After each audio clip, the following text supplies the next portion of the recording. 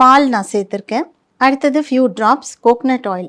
நிறைய வேண்டாம், ஜஸ்ட் ஒரு 2-3 ட்ராப் தான் நான் அதில் சேர்த்துக்கிறேன். ரொம்ப முக்கியமானது வந்து காஃபி. ஸோ இந்த காஃபியோடைய டிகாஷன் போட்டு எடுக்கும்போது அடியில் இருக்கக்கூடிய இந்த பவுடர்.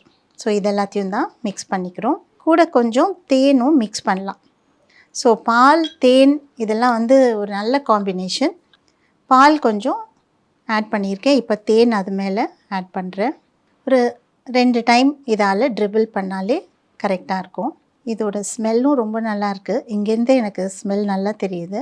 கொஞ்சம் தான் இந்த காஃபி பவுடர் நம்ம ஆட் பண்ணணும், நிறைய ஆட் பண்ணக்கூடாது.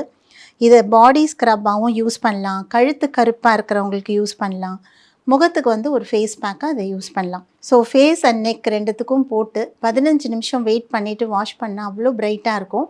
வெயிலில் போயிட்டு வந்த கருமையை அது குறைக்கும். அண்ட் ஸ்கின் நல்லா க்ளோயிங்காகவும் பிரைட்டாகவும் இருக்கும்.